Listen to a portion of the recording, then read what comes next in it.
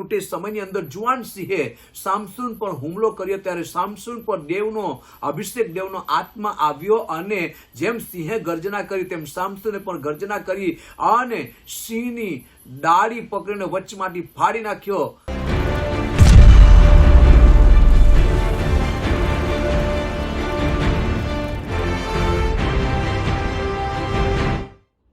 Welcome પ્રિયજનો, સ્વાગત છે તમારું the light of Jesus Christ channel તમે જોઈ રહ્યા છો. જુઓ અને આશીષ પામો અને આત્મિક ક્ષેત્રમાં આગળ વધતા જાઓ. બાઇબલના વચનનો અનુભવ કરો, પવિત્ર આત્માની મદદ તમને ખૂબ મળો. આવો પ્રાર્થના કરીએ. જીવનના સ્વામી ઈસુ મસીહના નામમાં ફરી એકવાર મેં તમારી સાન્નિધ્ય, તમારા કૃપાના દયાના સિંહાસનની પાસે આવે છે. હાલેલુયા. તમારા પવિત્ર આત્માની મદદ દરેકને મળે, સાંભળનારાનું કલ્યાણ થાય. પ્રાચીન કાળનો જે યોદ્ધો સામસૂન, જે વિશ્વાસનો વીર કહેવાયો, જેના સંબંધી તારા લોકો અનુભવ કરે ને આત્મિક ક્ષેત્રમાં આગળ વધે ને ખૂબ પરિપક્વ બને. વેલકમ પવિત્ર આત્મા, સ્વાગત છે. તમે સમજાવો ને તમે શીખવાડો, દોરો અને ચલાવો. તથા પ્રભુ અમારું ઉદ્ધાર કરતા પ્રાર્થના ઈસુ અમારા પ્રભુના નામમાં માંગીએ છીએ. આમીન. તો સારું પ્રિયજનો, જૂના કરારની અંદરનો આ યોદ્ધો છે, તે છે વિશ્વાસનો વીર અને તે છે સામસૂન. સામસૂન વિશ્વાસનો વીર, જેનો પ્રભુએ ઉપયોગ કર્યો. હવે એના સંબંધી આપણે જોઈએ. વિશ્વાસનો વીર સામસૂન, અને એ ન્યાયાધીશના પુસ્તકની અંદર તમને મળશે. અને ન્યાયાધીશોનું પુસ્તક સમુએલે લખેલું, જેમાં સામસૂનનું વર્ણન છે. એ સમુએલે ન્યાયાધીશનું પુસ્તક લખેલું ને એમાં સામસૂન સંબંધીની બધી બાબતો વર્ણન કરેલી છે.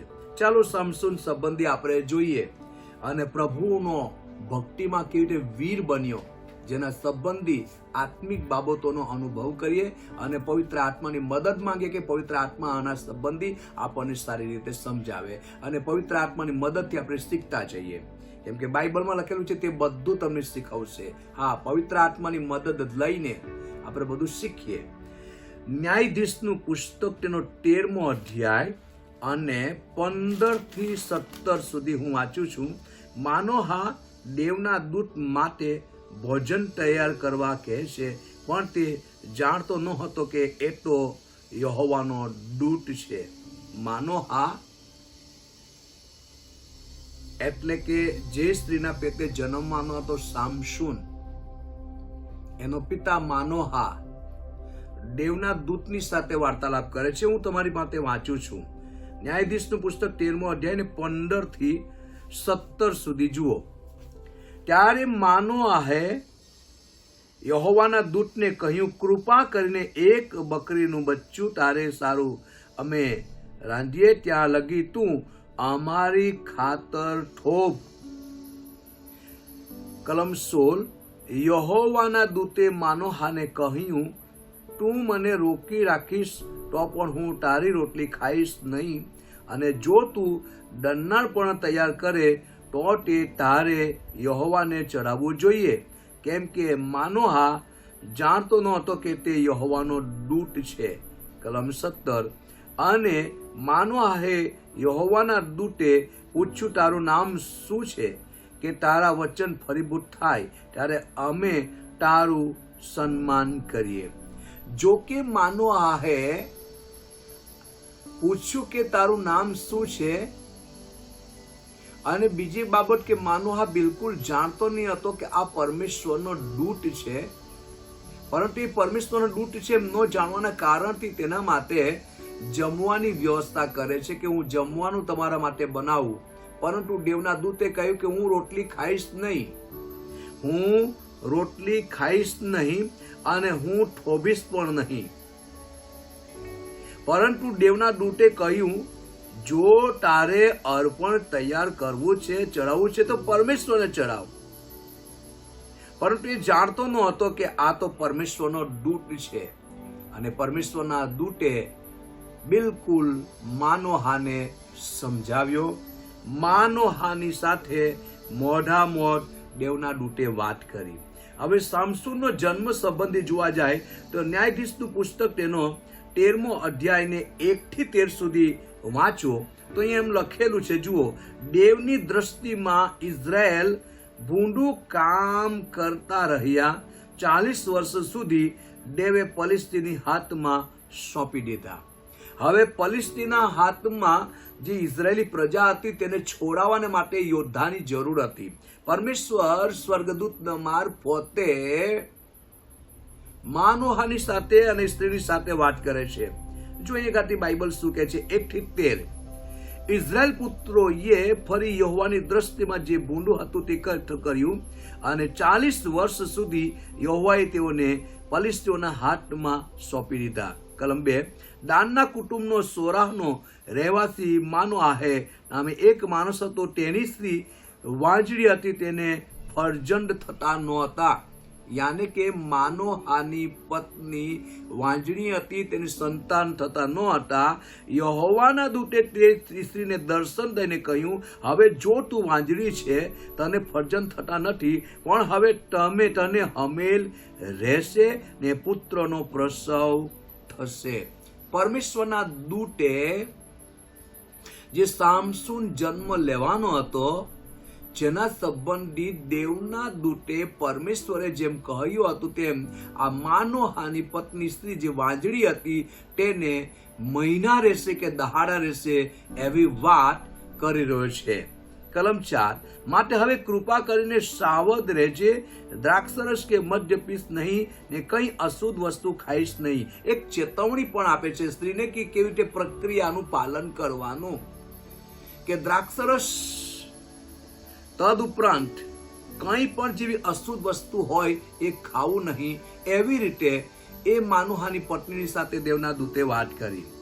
કલમ 5 કેમ કે જો તને હમેલ રહેશે ને પુત્રનો પ્રસવ થશે, અસ્ત્રો તેના માથા પર કદી ન ફરે, કેમ કે તે છોકરો ગર્ભાધાનથી દેવને સારું નાજારી થશે અને તે પલિસ્તીઓના હાથમાંથી ઇઝરાયેલને ઉગાડવા માંડશે. જો પરમેશ્વરનું વચન દેવદૂતના મારફતે આ માનોહાની પત્ની સ્ત્રીની પાસે, માનોહાની પત્નીની પાસે વચન આવ્યું અને વચન એ હતું કે તને જે દહાડા રહેશે અને જે દીકરાને તું જન્મ આપશે એ જન્મ જાતથી જ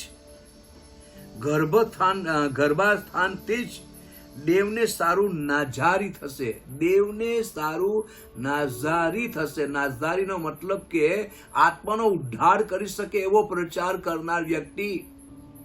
નાઝારીનો મતલબ કે મોટી મોટી જતા વધારે, વાર વધારે અને બીજાનો ઉદ્ધાર કરી શકે એને નાઝારી કહેવાય.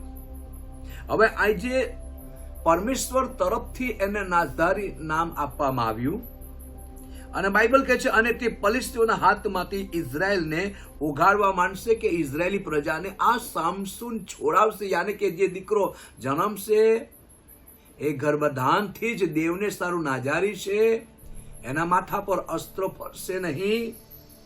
બીજી બાબત કલમ 6 પછી તે સ્ત્રીએ આવીને પોતાના ભરથારને કહ્યું, દેવનો એક માણસ મારી પાસે આવ્યો હતો ને તેનું મુખ દેવના દૂતના મુખ જેવું ઘણું ભયંકર હતું અને તે ક્યાંથી આવ્યો એ મેં તેને પૂછ્યું નહીં ને તેણે પણ પોતાનું નામ મને કહ્યું નહીં. બિલકુલ માનોહાને એની પત્ની જે દેવના દૂતે વાત કરી હતી તે પ્રમાણે તેને કહેવા લાગી કે દેવનો જે એક વ્યક્તિ દેવ તરફથી મોકલાયેલો એનું મુખ દેવદૂતના જેવું મુખ હતું અને બહુ ભયાનક બાબત હતી. અને તેઓ સંજોગે મારી સાથે તેને મોઢામોઢ વાત કરી કે તને હમેલ રહેશે, તને દહાડા રહેશે, તું દીકરાને જન્મ આપશે, તેના માથા પર અસ્ત્ર ચાલશે ને એ જન્મથી નાઝારી કહેવાશે. આવું મને દેવના દૂત જેવું મુખ દેખાતું હતું તે મને એક માણસ કહી ગયો છે. કલમ 7 પણ તેણે મને કહ્યું, જો તને હમેલ રહેશે ને પુત્રનો પ્રસવ થશે, હવે તું દ્રાક્ષરસ કે મદ્ય પીસમાં ને કઈ અશુદ્ધ વસ્તુ ને ખાઈશમાં, કેમ કે તે છોકરો ગર્ભાધાનથી મરણ પર્યંત દેવને સારું નાજારી થશે. એટલે કે જ્યાં સુધી મરણની પામે ત્યાં સુધી દેવને માટે આ દીકરો નાજારી કહેવાશે. હવે આપણે વિચાર કરીએ, સામસૂન એ તો દેવ તરફથી મોકલાયેલો વ્યક્તિ છે. દેવના દૂત દ્વારા સંદેશો આપવામાં આવ્યો અને દેવના દૂતે કહ્યું કે એના માથા પર અસ્ત્રો ચાલશે ને જે છોકરો જન્મશે એ જન્મથી નાઝારી કહેવાશે. દેવને શરૂ કલમાત. ત્યારે માનોહાએ યહોવાને વિનંતી કરતા કહ્યું કે હે પ્રભુ, કૃપા કરીને દેવના જે માણસને ત્યાં મોકલ્યો હતો તેને ફરી અમારી પાસે આવવા દેજે કે જે છોકરો જન્મશે તેના વિશે અમને શું કરવું તે અમને શીખવે. હવે જે માનોહાની પત્ની છે એ પરમેશ્વરના ચરણોમાં બેસીને જીવન જુકટું કરીને ફરી પાછી પરમેશ્વરને વિનંતી કરવા લાગી કે જે માણસ અમારી પાસે મોકલ્યો હતો તે અમને પુત્રનો પ્રસવ થશે, એક દીકરાને તું જન્મ આપશે, તને હમેલ રહેશે, આવું કહી ગયો છે. એક વાર બીજી વાર પાછા એ માણસને મોકલો કે જેથી એ દીકરો જે જન્મે અને એના વિશે અમને જાણકારી જોઈએ છે, એ દીકરો અમને મળે અને દેવ જો અમને આપવા માંગે છે તો અમારે શું કરવું તે અમને સંપૂર્ણપણે શીખવી જાય, એ માણસ અમને કહી જાય. કોને વિનંતી કરે છે? પરમેશ્વરને વિનંતી કરે છે માનોહાની પત્ની. કલમ 9. અને દેવે માનોહાની વિનંતી સાંભળી અને તે સ્ત્રી ખેતરમાં બેઠી હતી ત્યારે દેવનો દૂત ફરી તેની પાસે આવ્યો, પણ તેનો ભરથાર માનોહા તેની સાથે ન હતો. હવે આ સ્ત્રીની સાથે પરમેશ્વરનો દૂત મોઢામોઢ વાત કરે છે. અને જુઓ કલમ 10. આથી તે સ્ત્રીએ ઉતાવળે દોડી જઈને પોતાના ભરથાને ખબર આપતા તેને કહ્યું કે જો જે માણસ તે દિવસે મારી પાસે આવ્યો હતો તેણે પાછું મને દર્શન દીધું છે અને મારી સાથે આ માણસ એટલે કે દેવના દૂતે મોઢામોઢ મારી સાથે વાત કરી છે કે તને હમેલ રહેવાનો છે. તે દૂત આવી પહોંચ્યો છે, માણસ આવી પહોંચ્યો છે, તું જલ્દી આવ માનોહા. એના પોતાના પતિને આ સ્ત્રીએ તેડાવ્યો. કલમ 11. ત્યારે માનોહા ઉઠીને પોતાની સ્ત્રી પાછળ ગયો અને તે માણસની પાસે આવીને તેને પૂછ્યું કે જે માણસે આ સ્ત્રીની સાથે વાત કરી હતી તે તું જ છે? ત્યારે તેણે કહ્યું હું એ જ છું. કલમ 12. ત્યારે માનોહાએ કહ્યું હવે તારા વચન ભરીભૂત થાવ ને છોકરો કેવો નિવરશે ને તે શું શું કામ કરશે. એ દીકરો જે જન્મવાનો છે યાને કે સામસુન એવો કે કેવો થશે અને કેવું કામ કરશે એ અગાઉથી આ માનોહા અને એની પત્ની દેવના દૂતને પૂછી રહ્યા છે કે દીકરો કેવો થશે અને કેવું કામ કરશે દેવનું. કલમ 13. યહોવાના દૂતે માનોહાને કહ્યું મેં આ સ્ત્રીને જે કહ્યું છે તે વિશે તે સાવધ રહેવું. દ્રાક્ષનું મળેલું કંઈ પણ તે ન ખાય ને દ્રાક્ષરસ કે મધ ન પીએ ને કંઈ પણ અશુદ્ધ વસ્તુ ખાય નહીં. મેં જે આજ્ઞા કરી તે મેં તેને આપી છે તે સર્વ તે ખપાડે. ત્યારે માનોહાએ યહોવાના દૂતને કહ્યું કૃપા કરીને એક બિલકુલ ખોરાકની વાત, ભોજનની વાત હવે માનોહા કરે છે, પરંતુ માનોહાને બિલકુલ દેવનો દૂત મના કરે છે કે હું ભોજન જમીશ નહીં અને દેવને તું અર્પણ ચડાવ. તો અહીંયા આપણે જોઈ શકીએ છીએ દેવની દ્રષ્ટિમાં ઇઝરાયલ ભૂંડું કામ કરતા રહ્યા. 40 વર્ષ સુધી દેવે ફલિસ્તીનના હાથમાં ઇઝરાયલ પ્રજાને સોંપી દીધા હતા. હવે તેઓને છોડાવવાનું હતું. ત્યારે અહીંયા આપણે જોઈ શકીએ છીએ પ્રશ્નો છે, એમાં 10 પ્રશ્નો. સામસુનના જન્મ વિશેની પરિસ્થિતિ બિલકુલ વર્ણન છે. 13મો અધ્યાય અને 1 થી 13 સુધી આપણે વાંચ્યું, બિલકુલ વર્ણન કરેલું છે. બીજો પ્રશ્ન, નાઝારીનો શો અર્થ થાય છે તે. ગણનાનું પુસ્તક 6થો અધ્યાય 1 થી 21 કલમ સુધી વાંચો, ત્યાં બિલકુલ લખેલું છે. ગણનાનું પુસ્તક તેનો 6થો અધ્યાય અને 1 કલમ. હું 1 કલમ વાંચું છું અને છેલ્લી 21મી કલમ વાંચીશ. અને યહોવાએ મૂસાને કહ્યું ઇઝરાયલ પુત્રોને એમ કહે કે જ્યારે કોઈ પુરુષ અથવા સ્ત્રી યહોવાની સેવામાં વૈરાગી થવાનું ખાસ વ્રત એટલે નાઝીર વ્રત લે ત્યારે દ્રાક્ષરસથી તથા દારૂથી તે દૂર રહે. દ્રાક્ષરસનો સરકો અથવા દારૂનો સરકો તે પીએ નહીં, તેમજ દ્રાક્ષરસનું શરબત તે પીએ નહીં ને લીલી કે સૂકી દ્રાક્ષ ખાય નહીં. આ એક ક્રિયા હતી. કેમ કે જન્મથી નાઝારીને માથા પર અસ્ત્રો ફરે નહીં, વાર કપાવાના નહીં, અને એના કારણથી એ વૈરાગી વ્રત તરીકે ઓળખાય, યાને કે નાઝારી તરીકે ઓળખાય. તો નાઝારીનો અર્થ થાય છે 6 અધ્યાય, ગણનો 6 અધ્યાય ને 1 થી 21 સુધી વાંચો તો નાઝારીનો અર્થ શું થાય છે એ સમજાય છે. નાઝારીનો મતલબ કે માથાના વાળ કપાવા નહીં. બીજી બાબત, દેવના આધીન રહેવાનું. ત્રીજી બાબત, દેવે જે કંઈ કહે તે જ કરવાનું. ચોથી બાબત, પાપથી પણ દૂર રહેવાનું. પાંચમી બાબત, નાઝારીનો મતલબ થાય છે બીજાનો ઉદ્ધાર કરવા વાળો વ્યક્તિ. પ્રભુ ઈસુ ખ્રિસ્તને જોઈએ છે, જન્મથી નાઝારી હતો, જન્મથી નાઝારી હતો. તેમ આ સામસોનને પણ આપણે જોઈ શકીએ છીએ, જન્મથી જ એ નાઝારી દેવને સારું હતો. હવે આપણે જોઈ શકીએ છીએ 6 અધ્યાય 1 થી 21 સુધી 21મી કલમ હું એક વાંચી રહું છું. વ્રત રાખનાર નાઝારીનો તથા તેના વૈરાગ વ્રતને લીધે યહોવા પ્રત્યે જે અર્પણ તેને ચડાવવું તેનો તથા તે સિવાય બીજું કંઈ તેને મળી શકે તેનો નિયમ આ છે. જે વ્રત તેને લીધું હોય તે પ્રમાણે તે તેના વૈરાગ વ્રતના નિયમને અનુસરીને વર્તે. જે માથાની જતા વધારેલી હોય, વાર વધારેલા હોય, તો દેવને સારું નાઝારી છે તો દેવ જે કહે તે પ્રમાણે તેને વર્તવું પડે. અને સામસોન જન્મથી જ દેવને સારું નાઝારી હતો. હવે આગળ જોઈએ ન્યાયાધીશનું પુસ્તક 13મો અધ્યાય અને 24મી કલમ. અહીંયા આપણે અદ્ભુત બાબતો છે. ન્યાયાધીશનું પુસ્તક 13મો અધ્યાય તેની 24મી કલમ હું તમારા માટે વાંચું છું. પછી તે સ્ત્રીને દીકરો સાંપડ્યો, યાની કે દીકરો મળ્યો. કોને? માનો હાની પત્નીને. હમેલ રહ્યા, દિવસ વીતતા ગયા અને દીકરાને જન્મ આપ્યો. તેનું નામ સામસૂન પાડવામાં આવ્યું. ને તેનું નામ સામસૂન પાડ્યું.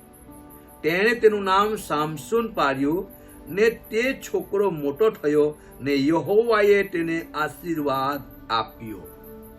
તો પરમેશ્વરે જે સ્ત્રી વાંજણી હતી એનું ગર્ભસ્થાન ખોલ્યું. દેવના દૂતે આવીને માનોહા અને સ્ત્રીની સાથે વાત કરી. જે દીકરો જન્મશે એ જન્મથી દેવને સારું નાઝારી કહેવાશે, જે ઇઝરાયેલી પ્રજાને છોડાવશે ફલિસ્તીઓના હાથમાંથી. મારા પ્રિયજનો, આપણે પણ પાપમાં ડૂબેલા હતા, દુષ્ટતાના બંધનમાં હતા, પર જીવતા દેવ પ્રભુ યેસુ પર ભરોસો કર્યો. આપણને પણ એ પાપના અને મોતના પંજામાંથી દેવે આપણને છોડાવ્યા છે. જૂના કરારની અંદર ઇઝરાયેલી પ્રજાને જે ગુલામીની અંદર લઈ જવામાં આવતા ને એમાંથી છોડાવવાનું હતું ને ફલિસ્તીઓને હરાવવાના હતા ને ઇઝરાયેલ પુત્રોને છોડાવવાનો હતો. ને તે સમયની અંદર સામસૂન જે યોદ્ધો બનવાનો હતો, સામસૂનનું કામ લોકોને છોડાવવાનું હતું અને દેવ તરફથી એને નાઝારી નામ આપવામાં આવ્યું.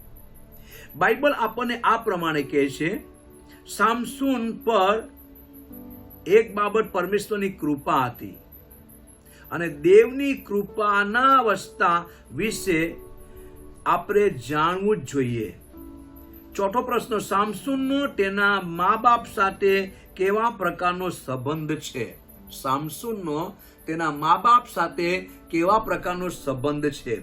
એક બાબત કે સામસૂન હરદમ હર ઘડી એના મા બાપની સાથે રહેતો,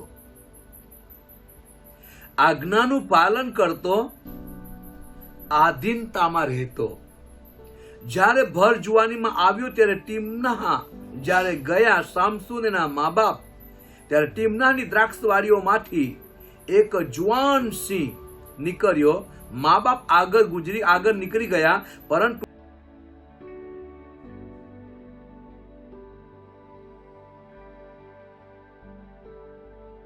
તે સમયની અંદર જુવાન સિંહે સામસૂન પર હુમલો કર્યો ત્યારે સામસૂન પર દેવનો અભિષેક, દેવનો આત્મા આવ્યો અને જેમ સિંહે ગર્જના કરી તેમ સામસૂને પણ ગર્જના કરી અને સિંહની ડાળી પકડીને વચમાંથી ફાડી નાખ્યો અને એને ઠાર માર્યો અને વિજય પ્રાપ્ત કરી. કોણે? સામસૂન. કેમ કે જન્મથી જ દેવને સારું નાઝારી હતો. આગળ સામસૂન સિંહને કેવી રીતે મારી નાખે છે તે આપણે જોઈ શકીએ છીએ કલમની અંદર, કલમ 6. એ વખતે યહોવાનો આત્મા પરાક્રમ સહિત તેના પર આવ્યો. કલમ 14 અધ્યાયની અંદર અને તેની 6ઠી કલમની અંદર.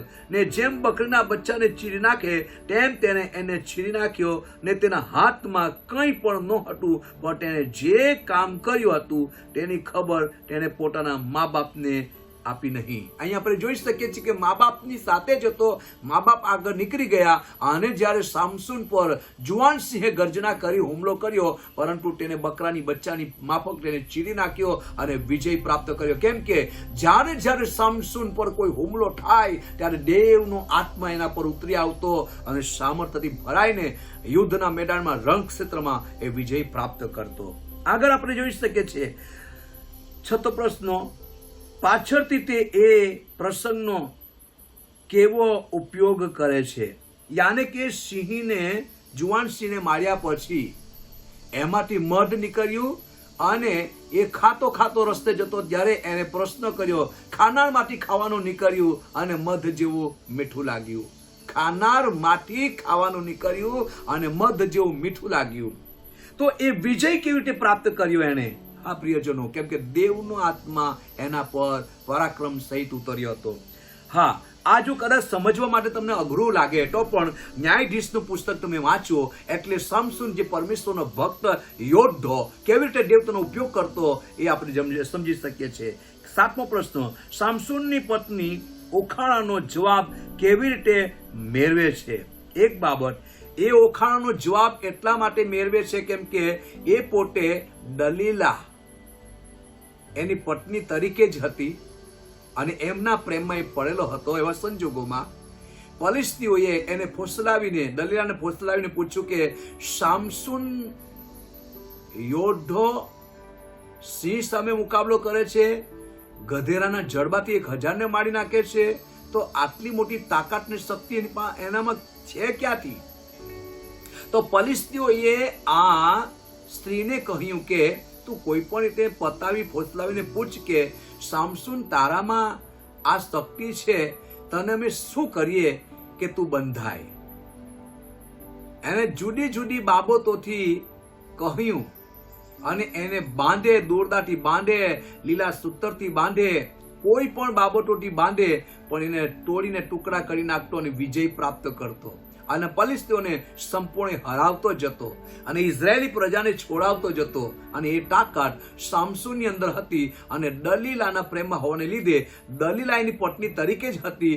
કેવી રીતે એની અંદર તાકાતની શક્તિ છે, ક્યાં સમાયેલી છે, એ જલ્દી ખુલાસો આપતો નહીં હતો. આપણે જોઈ શકીએ છીએ કે 13મો અધ્યાય 1 થી 13 સુધી આપણે વાંચ્યું. એ નાઝારી કહેવાશે, દેવને સારું, યાની કે માથા પર અસ્ત્રો ફરશે નહીં, એમ દેવ તરફથી જ હતું. એને વારની અંદર તાકાત હતી, શક્તિ હતી, કેમ કે એના માથા પર અસ્ત્રો ફર્યો હતો નહીં. આગળ 8મો પ્રશ્ન, સામસૂનનો શો પ્રતિભાવ છે? સામસૂન એક યોદ્ધો છે, દેવ તરફથી છે. આગળ 9, એ માટે તે ફલિસ્તીઓનો કેવી રીતે બદલો વાળે છે? ફલિસ્તીઓ જ્યારે એના પર ચડી આવતા ત્યારે ફલિસ્તીઓની સામે મુકાબલો કેવી રીતે કરવાનો એ સામસૂન સારી રીતે જાણતો હતો. કેવી રીતે બદલો લેવાનો સામસૂન સારી રીતે જાણતો હતો. એ માટેની શક્તિ એને કેવી રીતે મળે છે? જ્યારે પ્રભુના ચરણોમાં જીવન ઝૂકતું કરીને પ્રાર્થના કરતો, પરમેશ્વરની દિવ્ય શક્તિ એના પર ઉતરી આવતી અને ફલિસ્તીઓની સામે મુકાબલો કરતો અને ફલિસ્તીઓને સંપૂર્ણ હરાવતો આ સામસૂન. હવે આપણે જોઈ શકીએ છીએ કે ફલિસ્તીઓનો પરાજય સંપૂર્ણપણે કરે છે. તો ન્યાયાધીશનું પુસ્તક 15મો અધ્યાય 1 થી 8 તમે જુઓ. 1 થી 8. હવે આપણે જોઈ શકીએ છીએ કે 1 થી 8 સુધીની અંદર હું વાંચી લઉં છું, તમે પણ એને સમજવા માટે પ્રયત્ન કરજો. હવે કેટલાક વખત પછી એમ બન્યું કે ઘઉંની કાપણીના દિવસોમાં સામસૂન બકરીનું એક બચ્ચું લઈને પોતાની સ્ત્રીની મુલાકાતે ગયો. તેને કહ્યું, હું ઓરડીમાં મારી સ્ત્રીની પાસે જઈશ, પણ તેના બાપે તેને અંદર જવા દીધો નહીં.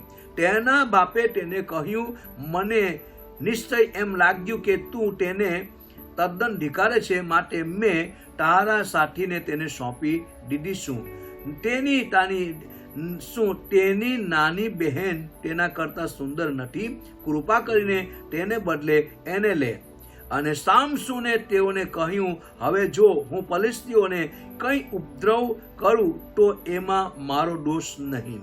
હવે આપણે જોઈ શકીએ છીએ કે આ દલીલાના બાપે દલીલાને સામસૂન સાથે પરણાવવાને બદલે સામસૂનની પત્ની બીજાને સોંપી દીધી. તેથી સામસૂને બદલો વાર્યો અને દલીલાના બાપ તેમજ ફલિસ્તીઓના વિભાગની અંદર એણે 300 શિયાળ પકડીને શિયાળની પૂંછડીઓની વચ્ચે મસાલો બાંધીને ઘઉંના ઊભા પાકમાં છોડી મૂકી બધો પાક બાળી નાખ્યો.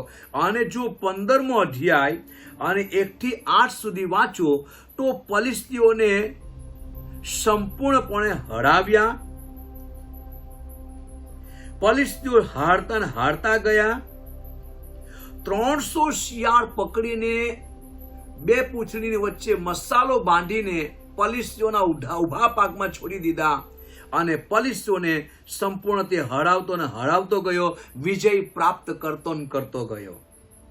ન્યાયાધીશનું પુસ્તક 15મો અધ્યાય 9 થી 20 તમે વાંચો તો ત્યાં પણ એ જ પ્રકારે છે કે પછી ફલિસ્તીઓએ જઈને યહૂદિયામાં છાવણી કરી ને લેવીમાં ફેલાઈ ગયા. યહૂદિયાના માણસોએ કહ્યું, તમે અમારા પર કેમ ચડી આવ્યા છો? તેઓએ ઉત્તર આપ્યો, સામસૂન અમારા જેવા હાલ કર્યા છે તેના હાલ કરવા સારું અમે તેને બાંધવા માંગીએ છીએ કે બાંધવા આવ્યા છીએ. કલમ 11. ત્યારે યહૂદિયાના 3000 માણસોએ એતામ ખડકની ખોમાં જઈને સામસૂને કહ્યું, શું તું જાણતો નથી કે ફલિસ્તીઓ અમારા યાજક રાજ કરતા છે? તો આ તે અમને શું કર્યું છે? તેઓને શું કર્યું છે?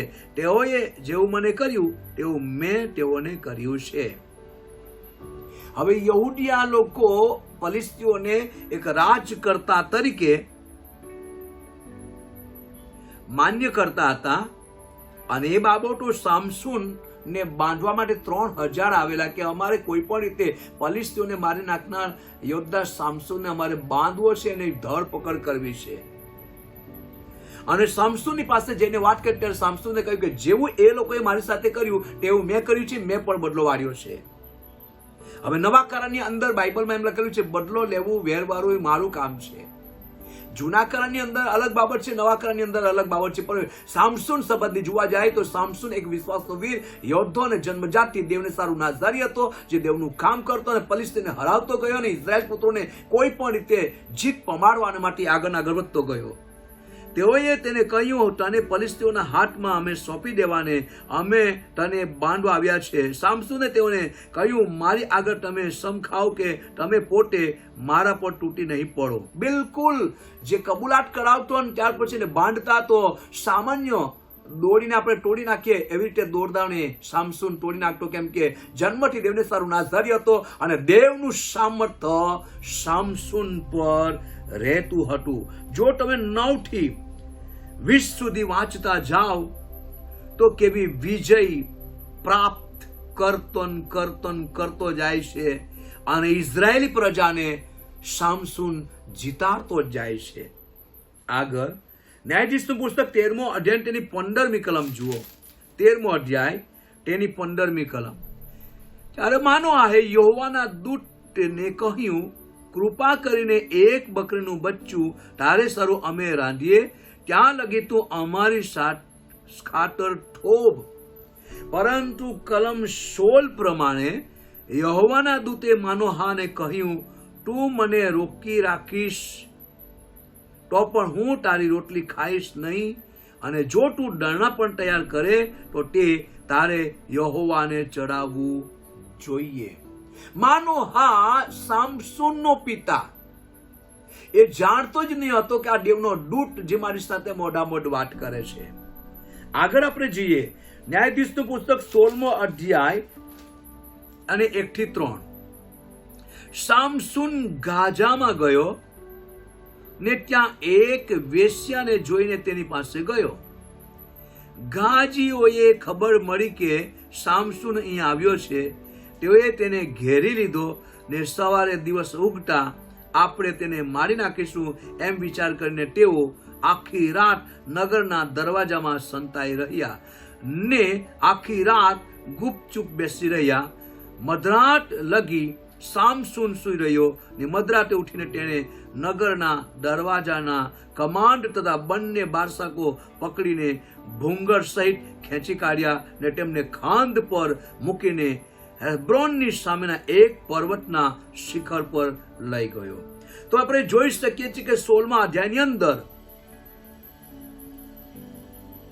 સામસુનને પકડવા માટે ફલિસ્તીઓએ બધા જ પ્રકારનો પ્રયત્ન કર્યો, પરંતુ બધામાં જ તેઓ નિષ્ફળ ગયા. પરંતુ જ્યારે સામસુન દલીલાના પ્રેમમાં જ રહ્યો, આખરે ફલિસ્તીઓએ કોઈ પણ પ્રકારે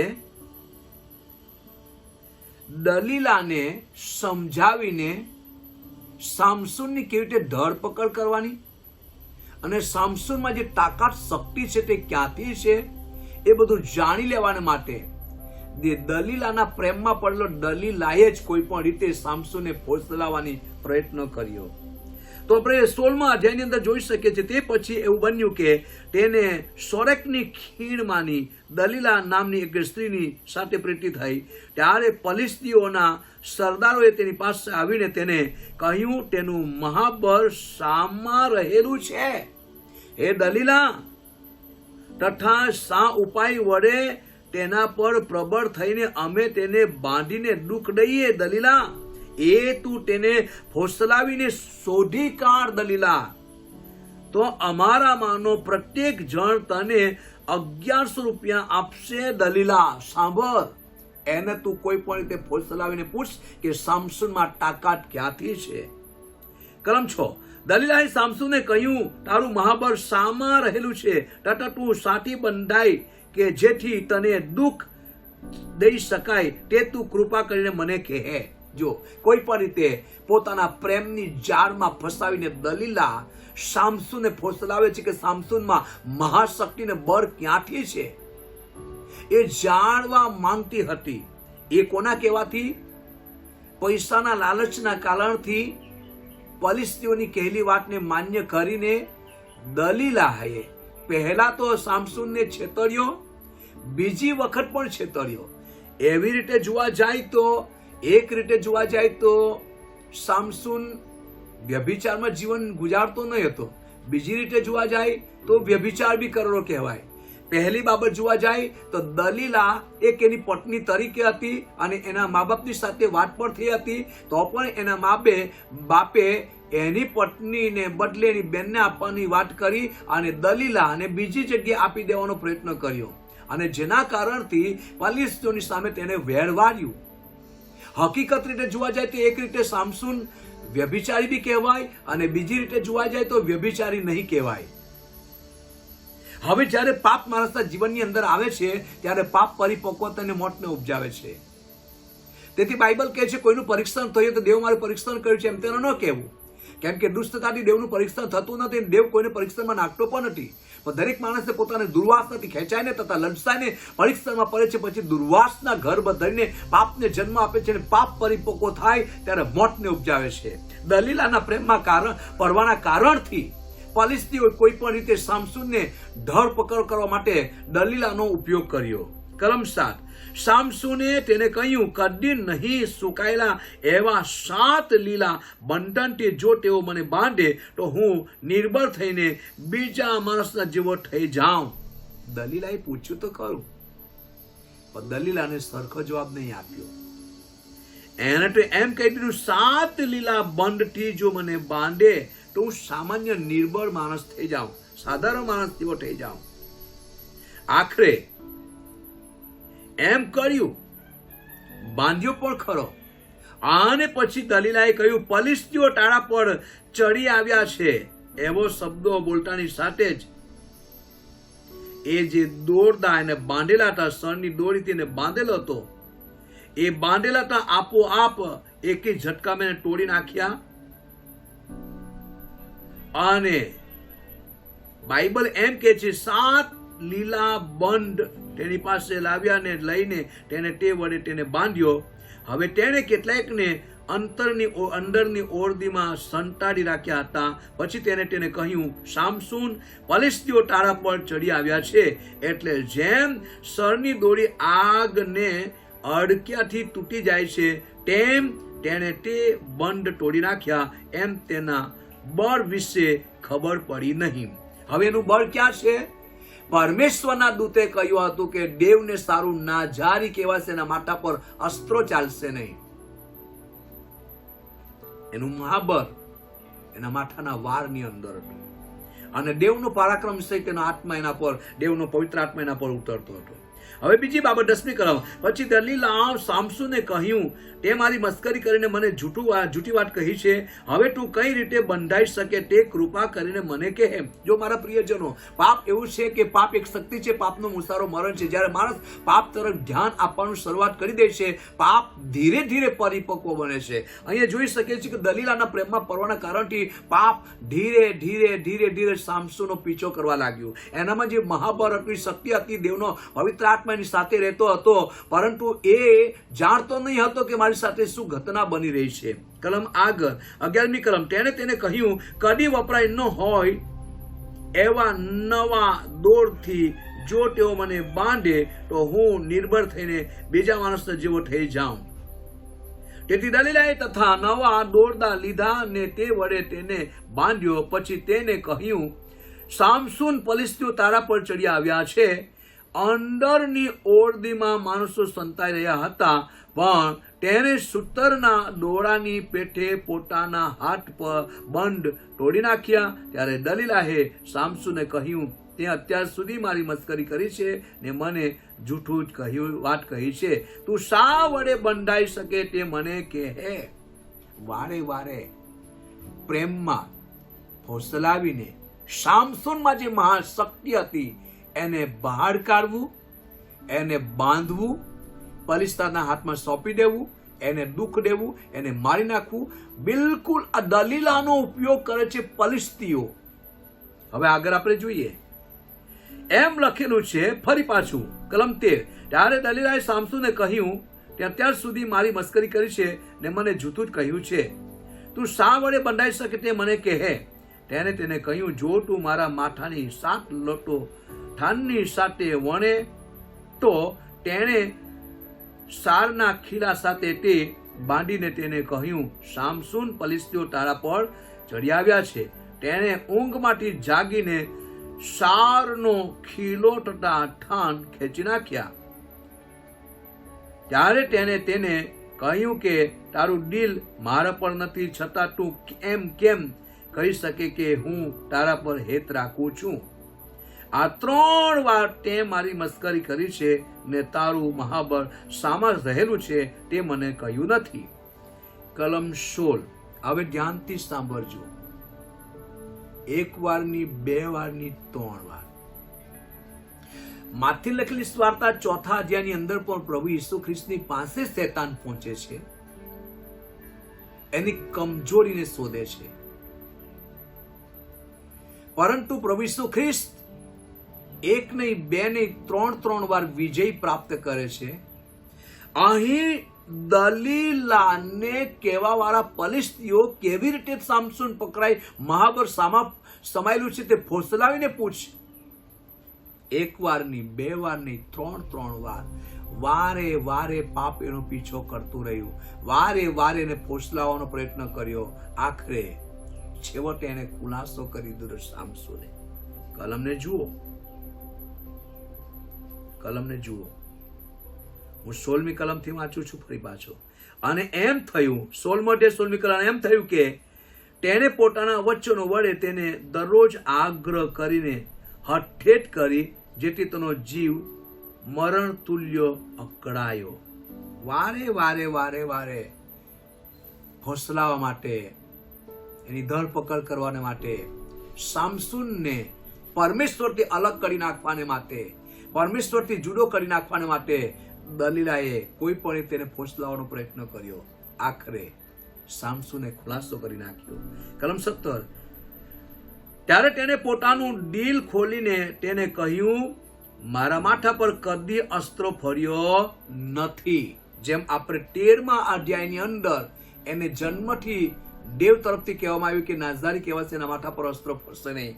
આ બાબતનો ખુલાસો દલીલાની આગળ કરી નાખ્યો. કેમ કે મારી માના ઉદરમાંથી હું દેવને સારું નાઝારી છું. જો કોઈ મને મૂંડે તો મારું બળ જતું રહે ને હું નિર્બળ થઈને સાધારણ માણસ જેવો થઈ જાઉં. જ્યારે દલીલાએ જોયું કે તેણે પોતાનું દિલ મારી આગળ પૂરેપૂરું ખોલ્યું છે, ત્યારે તેણે ફલિસ્તીઓના સરદારોને તેડી મંગાવીને કહ્યું કે તમે આ એકવાર આવું કરો, કેમ કે તેને પોતાનું દિલ મારી આગળ પૂરેપૂરું ખોલી દીધું છે. ત્યારે ફલિસ્તીઓએ સરદારો હાથમાં પૈસા લઈને તેની પાસે આવ્યા. કોની પાસે? દલીલા પાસે. 1100 રૂપિયા આપવાની કબૂલાત કરેલી ફલિસ્તીઓએ, એ પૈસા લઈને આવ્યા. તેણે તેને પોતાના ખોળામાં સુવાડીને ઊંઘમાં નાખ્યો. સામસૂનને ઊંઘમાં નાખવાનો મતલબ એ કે આત્મિક ક્ષેત્રમાં આત્મિક રીતે જાગૃત હોવું જોઈએ. એ આત્મિકતામાં બિલકુલ સામસૂન ઊંઘી ગયો. આત્મિક રીતે જાગૃત રહેવું જોઈએ એ બાબતોમાં એ ઊંઘી ગયો. દલીલાએ પોતાના પ્રેમમાં એને ફોસલાવીને એને પોતાના ખોળામાં સુવાડીને ઊંઘાડી નાખ્યો. પછી એક માણસને બોલાવીને તેણે તેના માથાની સાથે લતો બોડાવી નાખી અને તે તેને હેરાન કરવા લાગી ને તેનામાંથી તેનું બળ, શક્તિ, તાકાત જતી રહી. મારા પ્રિયજનો, દલીલાના પ્રેમમાં પડવાના કારણથી સામસૂન એક વિશ્વાસનો વીર, સામસૂન એક યોદ્ધો, ગધેડાના જબડાથી 1000 ફલિસ્તીઓને મારી શકે એવો વ્યક્તિ અને યોદ્ધો તેની ધરપકડ કરી. અને તે પણ એ બાબતો માટે થઈ કે દલીલાના પ્રેમમાં પડવાના કારણથી, વ્યભિચારમાં પડવાના કારણથી પોતાની દિવ્યાત્મિક શક્તિને તેણે ખોવી નાખી. કલમ 20. પછી તેણે કહ્યું, સામસૂન, ફલિસ્તીઓ તારા પર ચડી આવ્યા છે. કોણે કહ્યું? દલીલાએ. અને ઊંઘમાંથી જાગીને તેણે કહ્યું, હું અગાઉની પેટે બહાર નીકળીને મારું શરીર ખંખેરીશ. પણ તે જાણતો નહોતો કે યહોવા મારી પાસેથી જતો રહ્યો છે. એના જીવનની અંદર દેવની અભિષેકતા હતી, સામર્થ્ય હતું, પરાક્રમ હતું, યોદ્ધો હતો, ઇઝરાયેલી પ્રજાને છોડાવી શકે એવી તાકાત, શક્તિ હતી, જન્મથી નાઝદારી હતો. દેવના દૂતો મારફતે સંદેશો માનોહાની પત્નીને પણ મળ્યો હતો કે જન્મથી નાઝારી કહેવાશે, ઇઝરાયેલને ફલિસ્તીઓના હાથમાંથી છોડાવશે. અને આખરે સામસૂને કામ કર્યું. સામસૂને કામ કર્યું.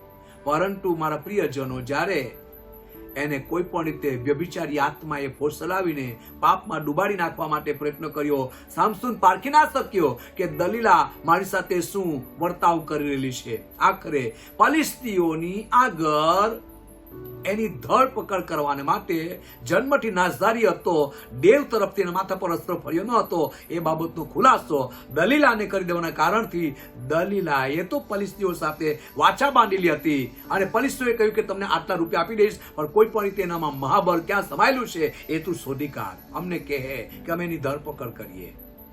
જ્યારે આખરે સામસૂને કહી દીધું કે મારા માથા પર અસ્ત્ર ફર્યો નથી, ત્યારે એના માથાના વાર મુંડાવી નાખ્યા, જેથી કારણથી એની અંદર જે શક્તિ હતી એ જતી રહી.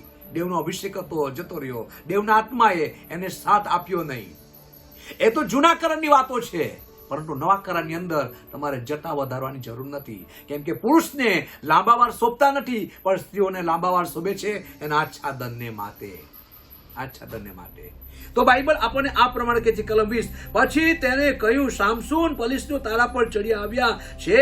અને ઊંઘમાંથી જાગીને તેને કહ્યું, હું અગાઉની પેટે બહાર નીકળીને મારું શરીર ખંખેરીશ. પણ તે જાણતો નહોતો કે યહોવા મારી પાસેથી જતો રહ્યો છે.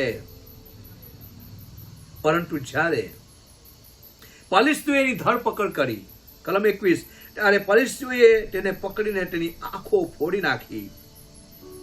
પાપમાં પડવાના કારણથી સામસૂનની ફલિસ્તીઓએ બંને આંખને ફોડી નાખી અને તેઓએ તેને ગાઝામાં લાવીને પિત્તળની બેડીઓ પહેરાવી અને તે બંદીખાનામાં દોડતો હતો.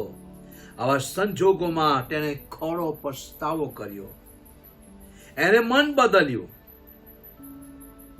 અને ખરો પસ્તાવો કર્યો, મન બદલ્યું ને પ્રભુને કહ્યું, પ્રભુ એકવાર મને શક્તિ સામર્થ્ય આપો કે જેથી કરીને હું પૂરેપૂરું વેર વારી શકું, મુકાબલો કરી શકું અને ફલિસ્તીઓને હરાવી શકું. એને જ્યારે પસ્તાવો કર્યો, તથાપી કલમ 22, તથાપી મુંડન થયા પછી તેના માથાના વાળ પાછા ધીરે ધીરે વધવા લાગ્યા. બાબતો શું કહે છે? કલમ 28, જ્યારે જગ્યા પર સામસૂનની ધરપકડ કરેલી બંને થાંભલા સાથે એને બાંધેલો હતો અને મોટી સંખ્યામાં ફલિસ્તીઓ ત્યાં હાજર હતા. એવા સંજોગોમાં સામસૂને પ્રાર્થના કરી. 16મો અધ્યાયના 28મી કલમ, ત્યારે સામસૂને યહોવાની પ્રાર્થના કરી કે ઓ પ્રભુ યહોવા, કૃપા કરીને મને સંભાળ. હે દેવ, કૃપા કરીને આ એક જ વાર મને બળવાન કર કે હું મારી બંને આંખો લીધાનું સામતું વેર ફલિસ્તીઓ પર વારી શકું. પસ્તાવો કર્યો, મન બદલ્યું અને મન બદલવાના કારણથી દેવની દિવ્ય શક્તિ તેને ફરી પાછી મળવા લાગી.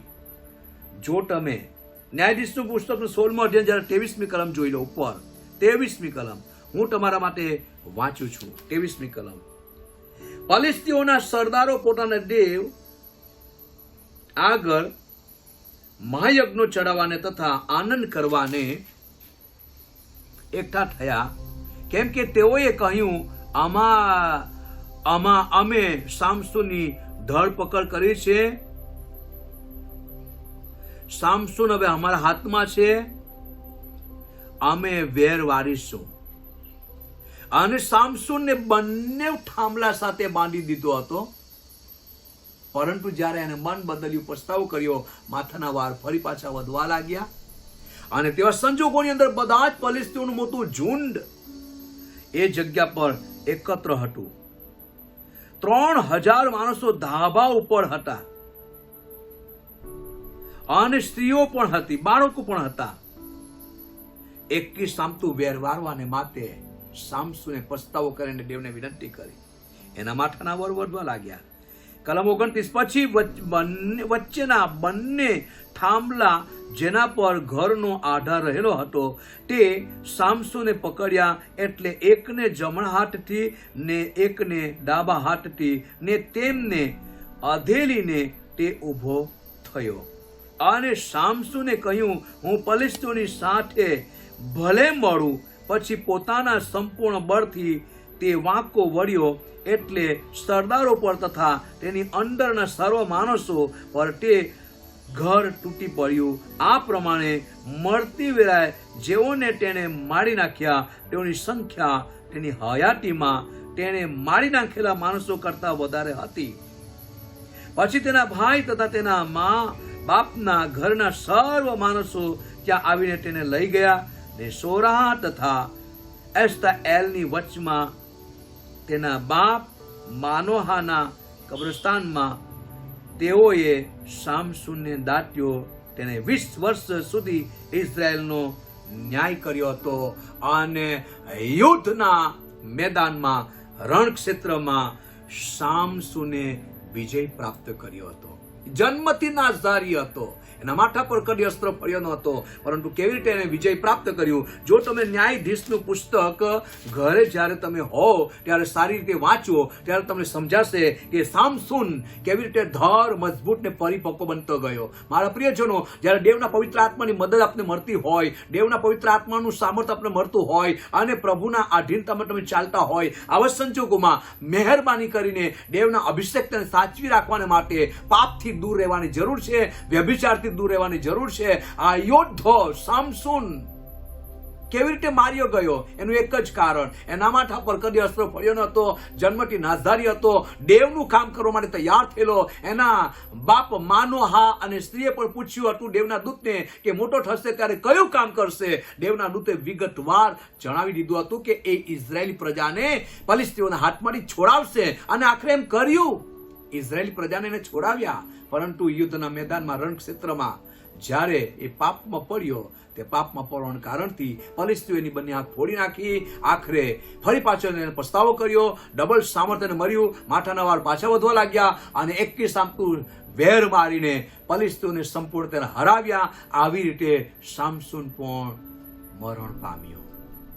મારા પ્રિય ભાઈ બહેનો, જ્યારે દેવનો અભિષેક, દેવનો પવિત્ર આત્મા તમારા પર છે, ત્યારે પવિત્ર આત્માનો અભિષેક તમારી અંદર રહે. તેથી પ્રભુના આધીનતામાં રહીને ચાલજો. સામસૂન જેમ વિશ્વાસનો વીર બન્યો, એ તો વિશ્વાસના વીર બનીએ, પરંતુ પાપથી દૂર રહીએ. આવું પ્રાર્થના કરીએ. જીવનના સ્વામી ઈસુ મસીહના નામમાં પ્રાર્થના કરું છું. લોર્ડ, સામસૂન યોદ્ધો જેના સંબંધી ન્યાયાધીશનું પુસ્તકને સમજે, અને સામસૂન સંબંધી પણ જાણે, અને પાપથી દૂર રહે, અને વિજય તારા લોકો પ્રાપ્ત કરતા જાય. સામસૂન યોદ્ધો, વિશ્વાસનો વીર કેવી રીતે આગળના આગળ વધતો ગયો, એવી રીતે પ્રભુ પરમેશ્વર તારા લોકો પણ આગળના આગળ વધતા જાય, પરંતુ મહેરબાની કરીને પાપથી તારા લોકો દૂર રહે. મારી પ્રાર્થના છે. સર્વને તારા સામર્થ્ય હાથમાં સમર્પિત કરું છું. પાપના લીધે જ સામસૂનની બંને આંખ ફૂટી, પાપના લીધે જ ફલિસ્તીઓએ તેની ધરપકડ કરી, પાપના લીધે જ આખરે તેને મરણને વેઠવું પડ્યું. મારા પ્રભુને મારા દેવ, સામસૂન વિશ્વાસનો વીર તો બન્યો, પરંતુ દલીલાના પ્રેમમાં પડવાના કારણથી દેવની દિવ્ય શક્તિને તેને ખોવી નાખી. એવી રીતે પ્રભુ તારા લોકો દિવ્ય શક્તિ જે પ્રભુ તમે આપી છે એને ખોવી ન નાખે, પાપથી દૂર રહે, એવી મહેરબાની કરો રાજા. ધન્યવાદ, તમે સાંભળી બદલ આભાર. હાલેલુયા. ઈસુ મારા પ્રભુના નામમાં માંગુ છું. આમેન. ગોડ બ્લેસ યુ પ્રિયજનો. આ સામસૂન સંબંધી થોડો લાંબો વિષય છે, ઝડપીથી પટાવ્યો છે, પણ તમે સારી રીતે બાઇબલ ખોલીને બેસજો, વાંચજો, કે તમે એનો ભેદ સમજી શકો. God bless you. પ્રભુ તમને આશીષ આપે. આમેન.